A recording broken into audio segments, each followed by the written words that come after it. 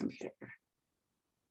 Hey everyone, this is Jennifer Hobbs, your host of Celebrate the Struggle, where my mission is to get other people's stories out as well as my own so that we can get comfortable with the uncomfortable and hopefully shed understanding and enlightenment to other people on different topics, but also identify that like life is a struggle but you're right here right now listening, so you have persevered to this point, so let's celebrate that. So I'm super excited to be here today with a fellow battle buddy of mine that I served with on a deployment to Iraq in 2004. This is Matt VanSchoyck. Matt, thanks for being here.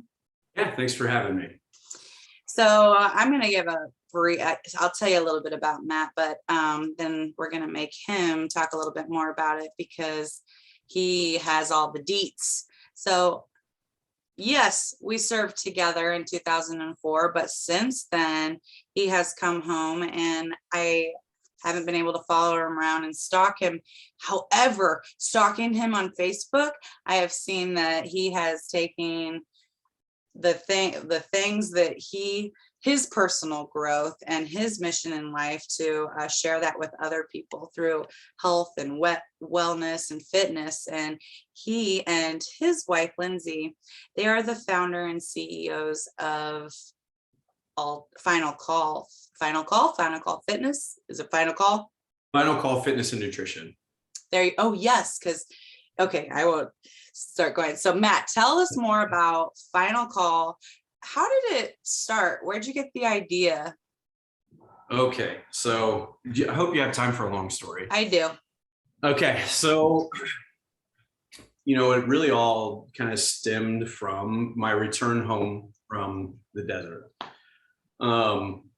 Much like all of us, Yeah. I feel like we were all pretty messed up when we got home. I struggled a lot with just adjusting to being back in the real world. And I mean, I don't remember the stats. You might remember the stats. We had 5 KIA while we were over there. Mm-hmm. How many Purple Hearts? 30 like something? 28, 29. Yeah, 28, 29, something like that.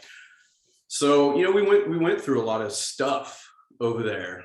And I'm trying not to laugh with the combat like army crawl in the background. Yeah, sorry, my kids, I have a kid down with COVID, so he's staying home from school and his brother is forced into quarantine now. So oh yeah, no, it's all good. We're dealing with that. But he obviously knows to be quiet with the army crawl. So so returning home, was a big adjustment for all of us. And fortunately for me, I was never hurt. I was never wounded while I was over there.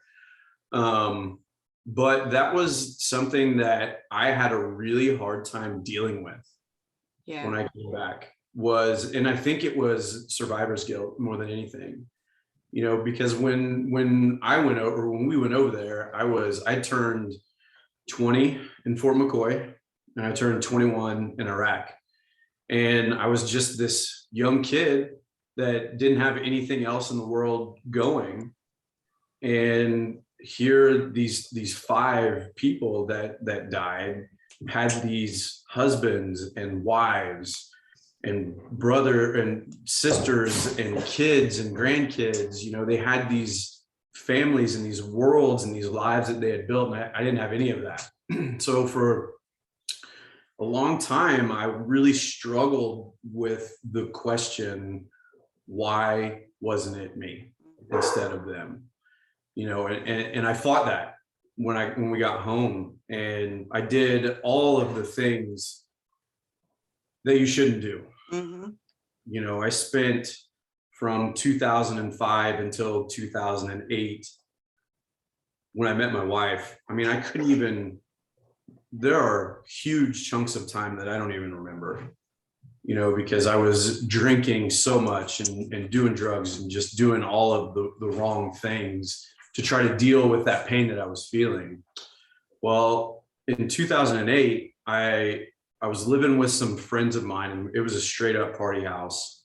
And this girl moved in across the street from me. And she sauntered over one evening while I was on the back porch working the grill and probably 25 beers deep. And she just said hi. And that was the moment that put me on the path to where I am today. And that was my wife, Lindsay. And, she and I almost immediately fell in love with each other. I mean, it was super sappy and silly story, but she was very fit and healthy. I was not. I was in a really bad place as far as my health and fitness goes. And when she came into my life, she ended up getting pregnant pretty quickly. I think within 3 months of us knowing each other. So it was like this really eye-opening moment in my life where I was like, oh crap, I can't keep doing these things that I'm doing. I have these other humans in this world that I'm responsible for now. So I had to quit with all of the drinking and all of the drugs. The thing is those were the things that were kind of keeping me numb to all of the stuff that I was dealing with. And when those things were gone and removed from my world and from my life, all of that pain and emotion and frustration and guilt and anger and suffering came back. And it was this just, I didn't know how to deal with it. I didn't know what to do, because I had been in such a fog for so long. And I can remember she would, I'd be sitting on the couch eating Cheetos, watching TV. And she would say, hey, I'm going to go for a run. And she would go out, and she was a distance runner. My wife is a very, very fit lady. She always has been. She would go out for these long runs. And I remember like, oh crap, like she's going to leave me if I don't start taking care of myself, so I started running, and because it was all that I knew. So I started doing that, and I would go out on these runs, and I would run. I started out with a mile at a time, maybe, right? Because I was so out of shape. Mm-hmm. And it built up to 2 miles, and then 3 miles, and 4 miles, and 6, and 10, and 12. And there was a point in my life, and I'll never do it again, where I was running, half marathons every day. And it was good for me. It was good for me in that it gave me time to think about the stuff that was happening, but it wasn't the solution to my problem. It didn't help it go away, or I don't know that it ever goes away, but it didn't help me get to the other side of it. Mm-hmm. It did give me lots of time to process.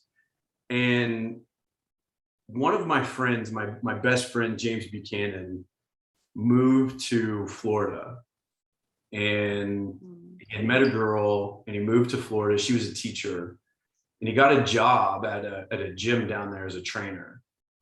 And hey, quit. Sorry. That's okay. He got a job as a gym down in Florida as a trainer, and he came home one Thanksgiving, and this was back in 2012, I think, maybe 11. It was 2011 or 2012. And he's like, yo, bro, you got to try this CrossFit thing. And I was like, I don't know what that is, but it sounds really stupid, and I don't want to do it, right? So he kind of pulled at my heartstrings a little bit, because there are these workouts in CrossFit that are named after men and women of service who have died in their service, right? So soldiers, sailors, airmen, Marines, firefighters, EMS. I mean, all of these people, one of the big ones that we do is Memorial Day Murph. So what's the movie? Lone Survivor. So it's based off of one of the characters that was in that movie, Michael Murphy, right? So it's a huge CrossFit workout, or a huge workout in the CrossFit community. But he pulled on my heartstrings a little bit. He said, hey, we're going to do this hero WOD, a hero workout of the day. And the workout was Daniel, and it had 800-meter runs and 400-meter runs, and these things called thrusters and pull-ups. And all I saw were two things. I saw that this was named after someone that had died in service. So it was a soldier that died in service. And I was immediately caught by And the other thing was there was a lot of running in it. And I thought, I can run. I'm really good at running, right? So we do this workout at this gym, this 24-hour gym that was just down the street from my house. And the workout that should have taken me, 30 minutes max probably took me about 3 hours to complete. I thought I was fit. I thought I was in shape. And what this workout proved to me was that fitness isn't what we all think that it is. We have this idea that we've been fed of fitness. It's back and bis and chest and tris, or going out and running miles at a time, doing marathons. And for general health and fitness, those things may not be the best path. And I was immediately hooked. When I finished that workout, I was laying in a puddle of sweat and tears and probably some blood. This was back when we didn't know anything about CrossFit. It was new to us. And when I stood up from that workout, it was one of the defining moments of my life. It was the feeling that I got when I came out of my baptism. It was one of those moments that stacks right up there with the day that my daughter and my sons were born. The day that I met my wife, the day that I did my first CrossFit workout. And I immediately went out and I got all of the stuff that I needed to do CrossFit in my garage. And I became a super huge CrossFit nerd.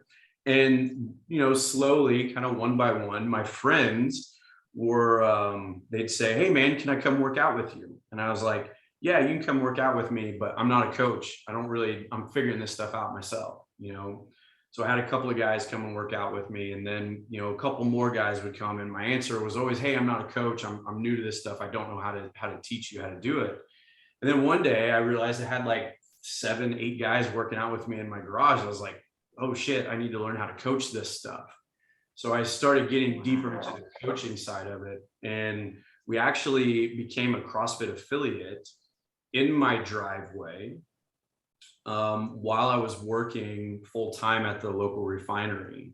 So at one point I had to hire a coach to come in and coach in my garage in my driveway while I was at work working a 12-hour swing shift. And I can remember coming home one evening from work and all these people are working out in my driveway and there's this class going on. And I told my wife, I was like, "We got to make a run at this thing. Like, we've got to try it. There's space for this here in our small town of 7,000 people." So, we went out and started looking for locations, a place to do the thing, to open the gym and become a business and really start to reach and change people's lives. And that's what it became about for me. Was I had got my hands on this thing that had made such an impact in my life. It helped me get to the other side of the pain and the frustration and the fear and the sadness and all those things that I was dealing with way back when I quit drinking. This CrossFit thing helped me cross the bridge into a better life for myself and for my family. And I wanted to be able to give that back to people. I knew that there were other people out there in my town, in my community that were dealing with very similar things. And it probably wasn't because they'd come home and returned from service or active duty, but, maybe they were going through a divorce, or they lost a child, or, they were overcoming eating disorders or whatever life throws at you. Mm-hmm. This thing had the power to heal if you would let it. And I wanted to give that back. And that's why we started our gym. And, it kind of, there's more to the story, but, it grew from, this thing in one town, in one small community, to my wife as a nurse practitioner in a town about 45 miles down the road. And she was seeing client or patients come in to her practice, and they needed what we do here in my hometown, but there was no place for them to go. There was nowhere for her to send them. And she came home one day after work and she said, "We have to open a second gym. We have to. There's nowhere for me to send these women that are struggling with their weight or with whatever it is. we have to open a gym and give them a place so that they can go and help themselves. So we did all of the things that we needed to do to get this first gym in order, and for me to be able to step out of it, because I knew what it was going to take to open a second location, because I'd done it once. Fortunately, in between the opening of those two gyms, I went out and I got some mentorship from people that actually did know what they were doing when it came to running a business. And they helped me put all the things in place that I needed to open gym number 2. And so now we've got 2 facilities that open, and actually now I work for that mentorship company. And it's cool because this thing that started out in my driveway with just, 5, 10, 15, 20 people that slowly grew kind of one person at a time, I was able to take this thing and reach into these people's lives and help them in the ways that they needed to be helped. Grew from, this small group to now a larger group in one gym, where we're able to reach about 150 to 200 people at a time, to now 2 locations where we can maybe get up to about 500 people at a time. So now I work for this company that allows me to coach other gym owners all over the world. And now I've got my reach into thousands of people's lives by helping them build their business and solidify in a way that is going to offer a bright future for those gyms. So I don't know if that was what the question was that you asked me, but oh my gosh, are you kidding me? Like that was an amazing answer.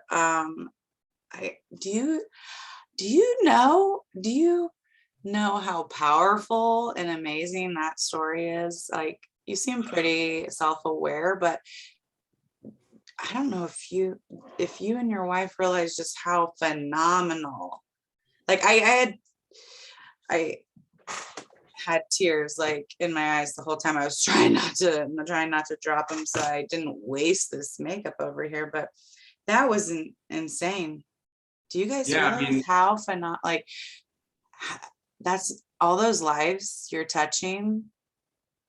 Wow. Well, I think what it took my whole life for me to get here today, right? And I think that sometimes we get lost in all of that, and the pain and the suffering was a part of my life. Yes. That I needed to go through, so that I could get onto the other side of it and be able to relate to people's struggles and, understand the power of the thing that I've got my hands on.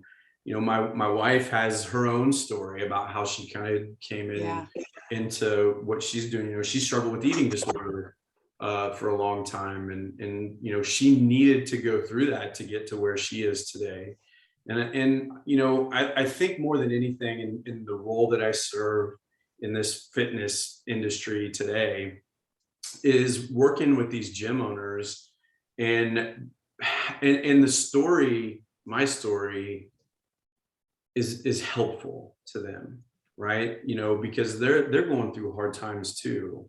And it's good for me to be able to look back and reflect on all of those things that when you're in the moment, you just can't see past those things. When things are bad, everything is bad, and you can't see the light at the end of the tunnel. You can't see out to the vision, the future that's out there for you.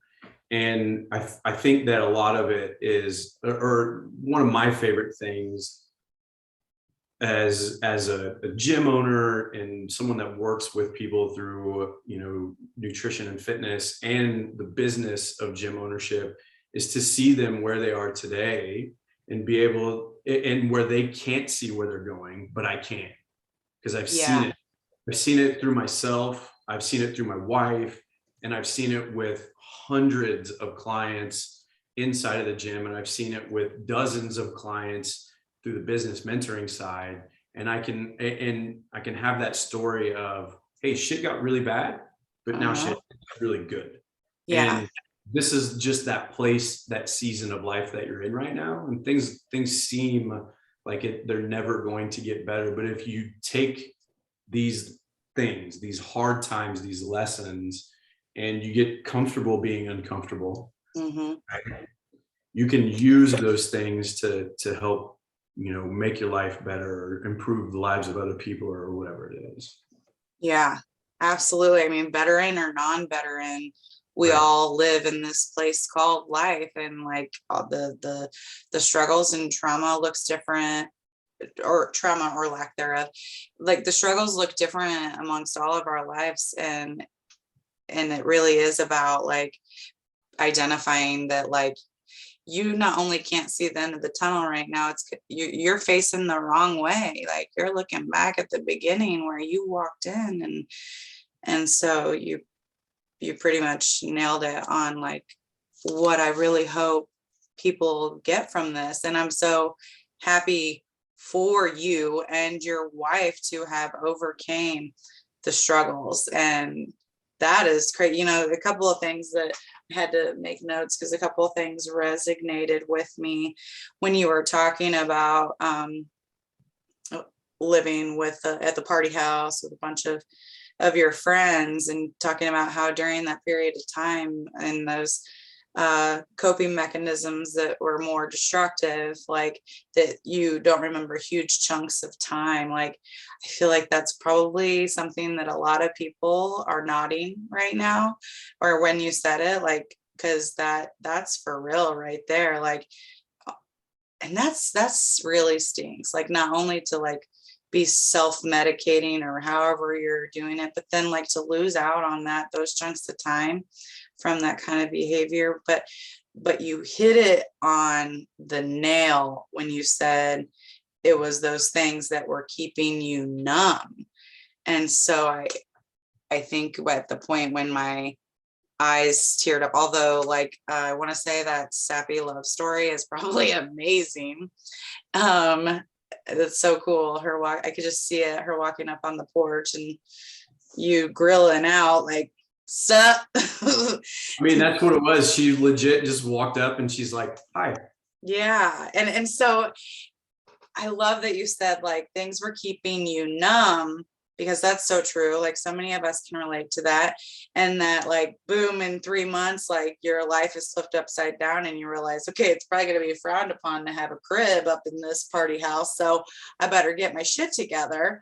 And I love that, like, as you're stepping into this new unknown life of being a father, being a significant other, you didn't know what to do. How do I do these things yet? Like, honey, you want to go for a run? Like, wait a minute, hold on. I do know how to run.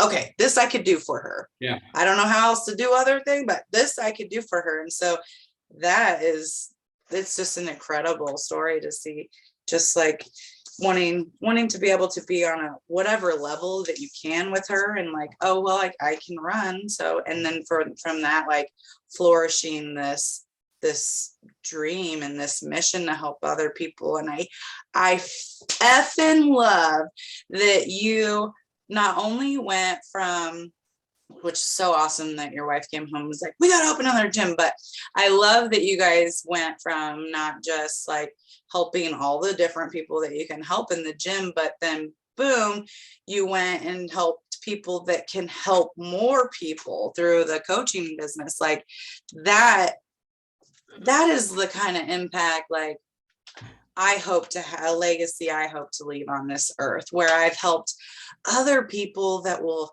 help other people, and then they help other people. And so that's why I had tears in my eyes like the whole time, because and I did not know that CrossFit had exercises that were like in memory of service members. Like that's definitely something I didn't know. That's amazing. Yeah. Wow. I mean, it's a huge part of, the community piece in CrossFit is, it's CrossFit gets this like weird reputation for being, I think when people think of CrossFit, they think of Bodybuilding. like big jack dudes, Mhm. like with, you know, shirtless and like sweating on each other and like spitting in each other's faces and, you know, throwing barbells around and flipping big heavy tires, or these chicks that kind of look like dudes Mhm. that are doing all of that crazy stuff. And look, that's a piece of it. That's an element of CrossFit, you Mhm. know. It that there is a competitive side to it, but you know, the reality is that it's really just people like you and me, Mhm. just normal everyday people that are just trying to be fit, strong, and healthy for life, you know, so that they can take these things that they learn inside of the gym and apply them to the world, you know, Absolutely. whether that's being able to perform on the job and lifting bags of concrete, or whatever it is, or a mom that's just trying to keep up with her kids, you know, Yeah. all those things are things that we pull from. But there's still, you know, there was this kind of old school mentality of like kind of being a hard ass. And I think or a lot of younger CrossFitters, because I was in my 20s when I started, you know, a lot of younger CrossFitters kind of do have that, there's like an edge to it, you know, and that was kind of what drew me to it. And what draws a lot of military people to it. You know, Mhm. it's not easy, it's hard. It's a very difficult thing to do. But you know, that's the value in it too. You know, nothing worth having in this life comes easy. Mhm. You know, there's always a lot of hard shit that you have to go through to get to the really sweet stuff, you know. And True that's, story. you know, that's what we do. We do hard stuff, you know, but it's not so hard that like no one can do it, you know, that it has to be these elite people. But you know, that's what really kind of sucked me into it, was kind of the edge of CrossFit. And I think that's what sucks a lot of military people into it. And because the military community is so big in CrossFit, you know, now it turned into like, hey, you know, Michael Murphy was a lieutenant in the Navy SEALs, and he was doing this, like this was his favorite workout. You know, he was a CrossFitter, you know, so now every Memorial Day, we shut the gym down and we do this one workout together as a community, you know, and we Mhm. all pile in there, and we do our Memorial Day Murph. You know, there's a ton of other ones, but it's just our way to pay tribute to those that have sacrificed so that we can do these things. Mhm. We can do CrossFit and build businesses and have podcasts and, you know, do all the fun things in life, right? Yeah. Uh, and you know, especially given the five that we lost, you know, that has that kind of special pull for me. You know, there's when I do the Murph workout, which is a 1 mile run, 100 pull-ups, 200 push-ups, 300 air squats, and then another 1 mile run with a 20-pound vest, if you can, right? When I do that workout and I'm on those runs, especially that last one, you got to work through your brain more than anything. You know, your mind is the thing that's gonna make you quit. Your Mhm. body, and you know, I remember discovering this in basic training. My body's capable of doing a lot of stuff. It's my brain that says, "Yo, man, fuck this, I want to quit." Yeah. Right, and then my body shuts down. And when we do a workout like that, if you can keep that mental edge, then you'll get through it, and it's not about you anymore. And every time I take a step and run, one of those five names is passing through my brain.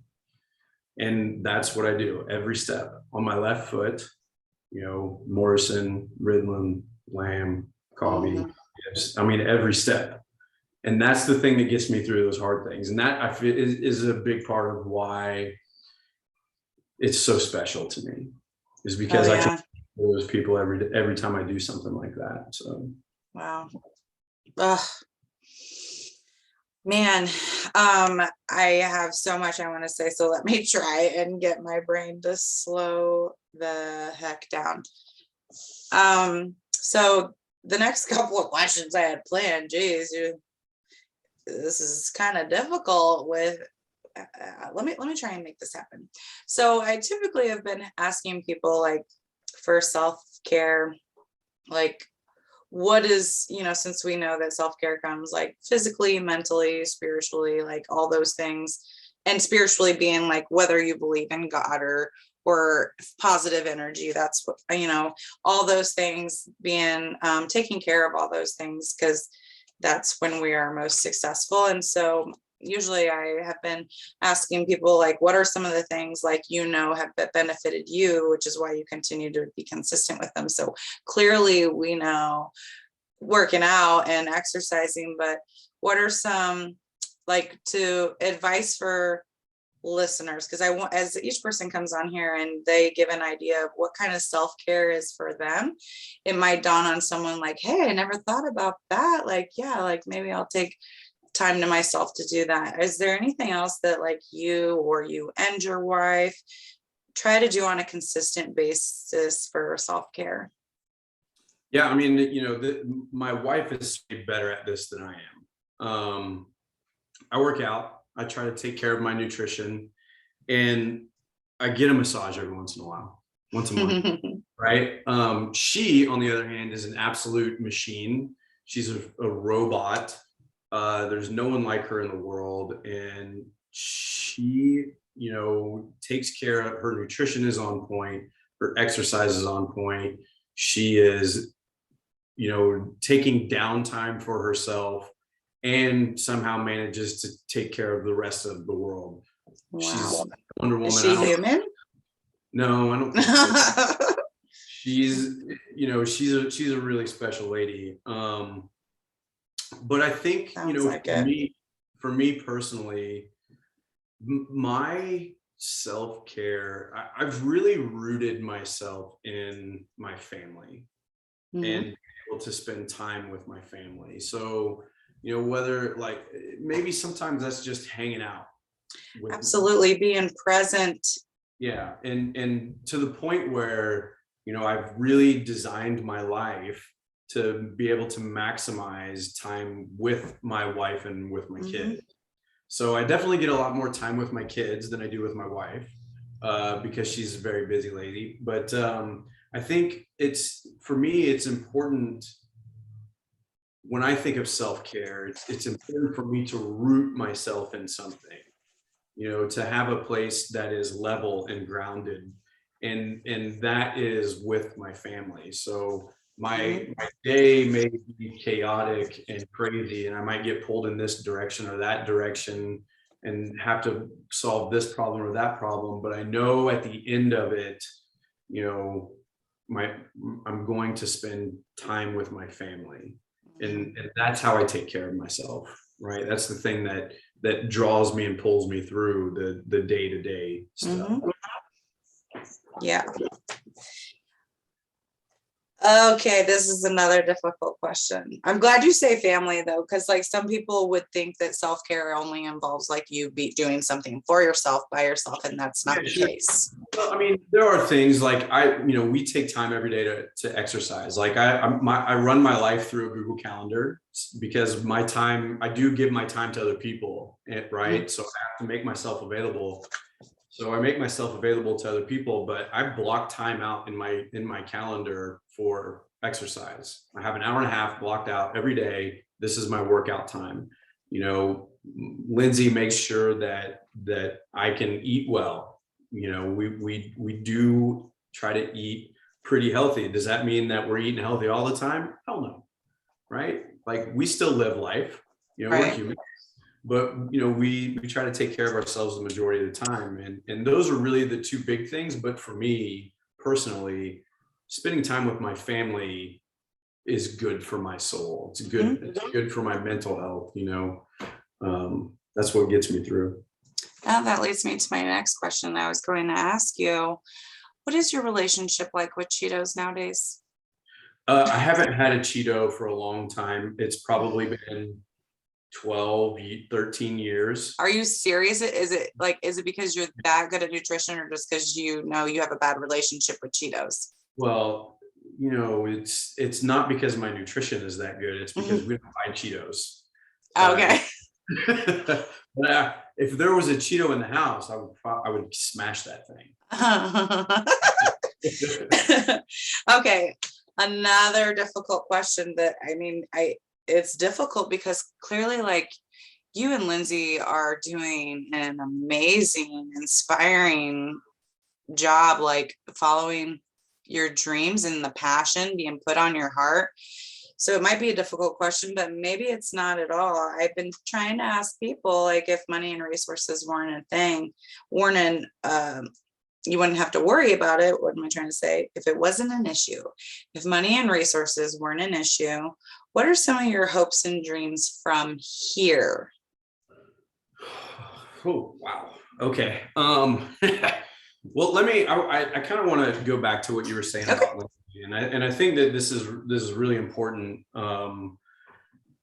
You know, I would have never been able to do all of the things that you just said if it weren't for her. Yes, I definitely, I think myself and the listeners have heard that loud and clear, like, and Yeah. whew. So I like to say that I've just ridden Lindsay's coattails to success, my wife's coattails, right? And you know, that anything good that's happened in my life, it's been because of her. I would have been a complete, like, I mean, there were two paths for my life. The day before, the minute before, the second before she said hi to me, like, it was either go this way, which was probably, to be 100% honest with you, going to be a gun to my head, right? Or dead in a ditch somewhere, or whatever it was, right? Or this path that she pulled me down, right? So I never would have expected my life to take the turn that it took since the day that I met her. And this is something that I talk about a lot with my clients, my mentees that I work with. You know, my mentors talk to me about this is, hey, 3 years from now, where are you going to be? 5 years from now, where are you going to be? 10 years from now, where are you going to be? And it is such a hard question for me to answer, because 5 years ago, I wouldn't have thought that I would be working with gym owners all over the world. I wouldn't have thought that I would own two gyms that are changing the way that people think about and act on their health and fitness. You know, I wouldn't have thought 10 years ago, or 12 or 15 years ago, that I would have met someone that would have completely just derailed my world.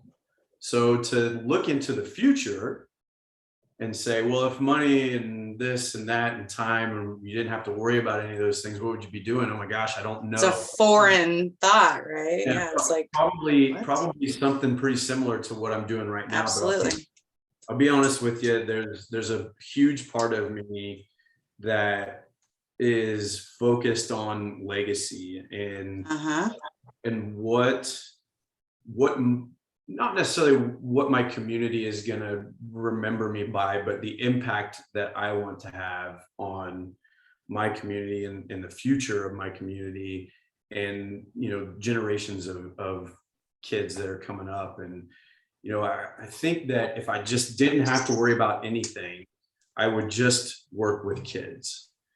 And, you know, that's something that we've started to do inside of the gym. Yes, I saw that.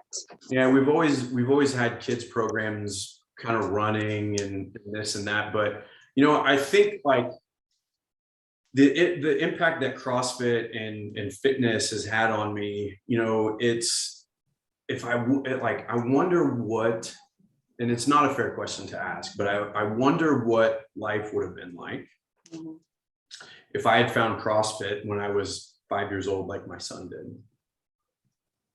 Not that I would have been this competitor or elite person, but the spiritual and mental resilience that it has given to me, and the tools that it's provided me with, I want to give that to kids, even though they don't know that they're getting it.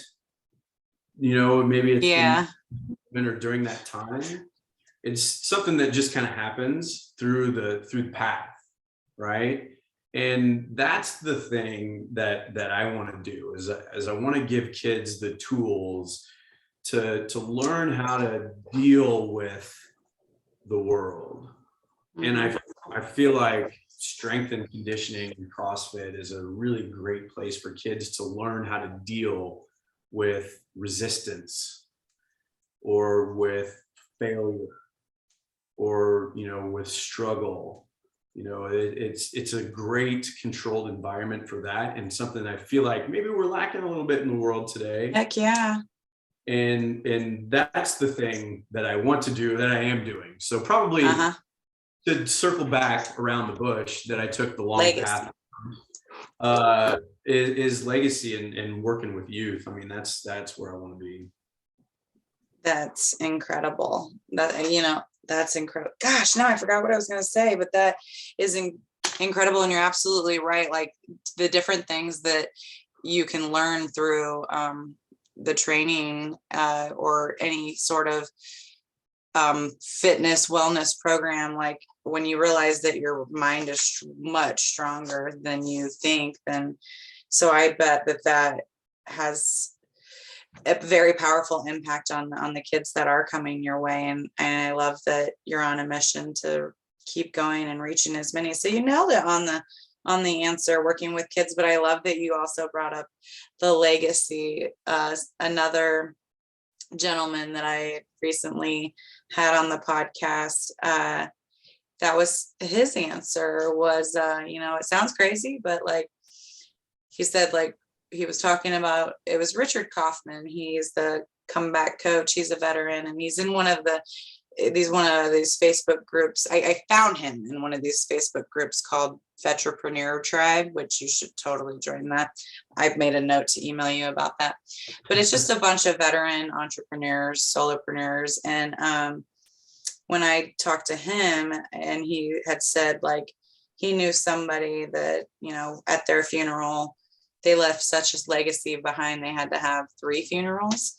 And so he was just saying like his hopes and dreams would be like to leave a legacy where he helped, where people would say, you know what, I was going to kill myself, and then I heard Richard Kaufman's story or whatever. And so I think that's like a very beautiful dream and goal to have, and you guys are clearly going to do it. Dear Lord, I mean, I remember seeing on your Facebook post, I feel like it was your garage. Were you already taking videos, doing workouts in the garage? Yes, I remember all the way back to seeing videos of you doing workouts in the garage. And so like now here you are, like helping way more people than just the 7 that were in your garage at one time. That is phenomenal. Like, wow, Lindsay, you're an amazing person. I'm going to stalk Lindsay now. No, we got to have her on here so much. Like I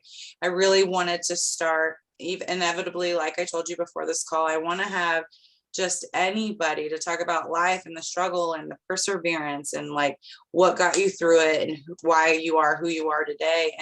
But I wanted to start with veterans and their families, because we know how that war comes home with you, and it affects other people around you, not just the veteran. And so it's just incredible that this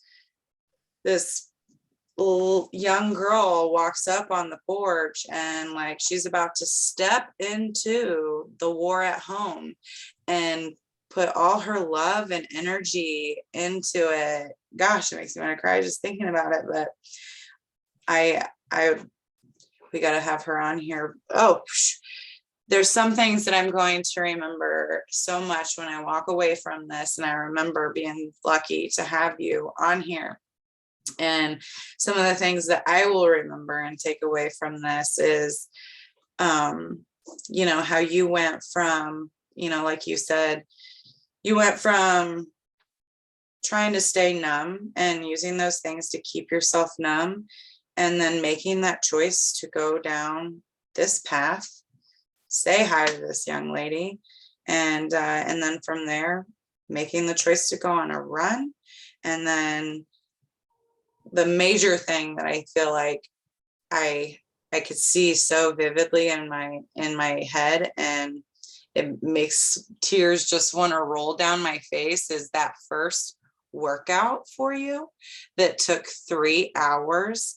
And I could just see you or anyone like laying in that puddle and getting up and having this awakening moment of like, holy shit, like there you are, Matt.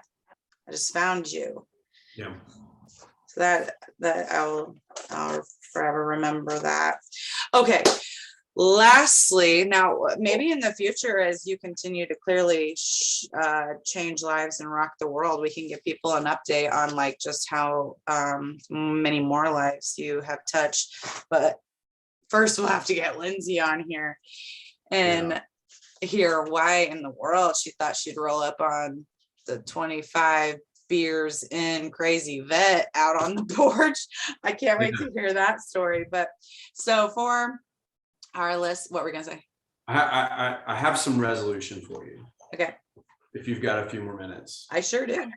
Okay. So, you know, when we started talking about this whole path, you know, and it really started from a lot of guilt. And the question was from the very beginning, why wasn't it me? All those years ago, I didn't have an answer to that question. I had no solution. And today I can look back and go, oh, that's why. Yeah. And I think that's powerful.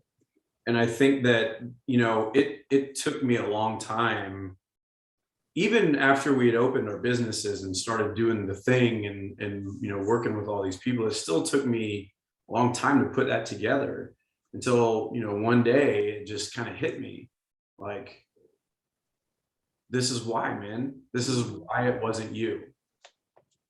You know, and I think that it took 20 years to get that answer. So when you're going through those dark times and you feel like you just can't go any farther, it's so important to just put one foot in front of the other every single day. And if that's all you can do is just put one foot in front of the other, you will come out on the other side of whatever it is that you're dealing with perspective and vision for your future. You did it. And the tears come from, like, I know people and people we served with. And I mean, if we're being honest, like my own husband, that he hasn't got to that point where he realizes why not me. And like, we've had that comment, you know, I've tried to get him to see like, you know, the good things that have come like from that explosion and that, and it's sad that he's not there yet and that he's one of many that aren't there yet. So I know that there's hope though, that he will get there. And I'm just, this is exactly why I wanted to get people's stories out there, because like you give me hope just talking to you. So I know that it will give other people hope. I hope so too. So last question that I remember. Yeah. I mean, I have it wrote down, but I feel like there was something else I was going to ask, but I don't remember that. In order for people to know more about Matt and Lindsay VanSchoyck and Final Call, I didn't give you a heads up on this question, so my bad. The first time I answered this question on a podcast, I just butchered it. But in order for us to like go and see what Final Call is about, and I will make sure to put this in the show notes with any links or anything, but if they were to get online, how could they go find more information about Final Call and your coaching business, things of that sort? Yeah, so we've got a website, Final Call Robinson.com for our Robinson gym, Final Call Vincent's.com for our Vincent's gym. We're on social media, Facebook and Instagram, Final Call Robinson, Yeah. Final Call Robinsons. My wife is very active on social media. She has a nutrition coaching company for women only, rejuvenating nutrition coaching. Yep. You could find her there. Otherwise, I'm just on social media. Yeah, that's perfect. Man, you nailed that question. When someone asked me on one of my first podcasts after writing my book, I was like, they're like, how do we get a hold of you? And I'm like, you want my phone number? Like, I was joking around, obviously. I wasn't gonna put my phone number out there, yeah. But well, awesome. That's a lot of different ways for people to figure that, find you guys and learn more about it, and just continue to be inspired by where your passion has taken you. And so I will make sure to put all that in the show notes. Thank you so much for being on here today, Battle. I'm so proud of you and happy for you. Thank you. That's awesome. I look forward to seeing more. And, you know, like on a comment here, couple things. First of all, I can relate on turning 20 and 21 on the deployment that you and I have in common. And with the kids, I have seen your posts recently. So that's what I want to tell the listeners too. Boom, there, I remembered it. So like, I really love that on your social media platform, it's not like just like tips on like CrossFit workouts. You have given these bits of advice and not feedback, but like the testimony and enlightening people on like how to handle certain situations or with kids, what they're actually probably feeling and how to, you know, and I love that. And I've started to see those posts because just through my life and the different things I've been through, and then especially being a teacher, like there's reasons for behaviors. It's not the best thing to just sit there and look at the behavior and the problem, but to identify where is it coming from. And so I've really got that through your post. So I wanted to tell the listeners that, because like that alone, even if you can't make it to the gym and get coaching straight from you, even those bits of advice and teaching and training that you're putting up on your social media it's speaking profound words. So good. I'm glad somebody's getting something from it. Absolutely. You are thebomb.com. Thanks again for coming and getting comfortable with me, uncomfortable, and sharing your story with us. We look forward to having Lindsay on here. She doesn't know she's already going to be a guest on here. Hopefully she could do it while she runs, like on her Zoom phone. Oh, she's I always tell her like multitasking is not a real thing. Yeah. Unless you're her. I don't know how she does it all. I don't either, even just hearing about her. So I hope I get to hear about it. But I will be sure to put all of this information and Lindsay's information about her rejuvenating group that I am also in on Facebook, and how that helps women there. And so thanks again for being on here. Good luck with everything, and hopefully we'll get an update from you in the future. You bet. Bye.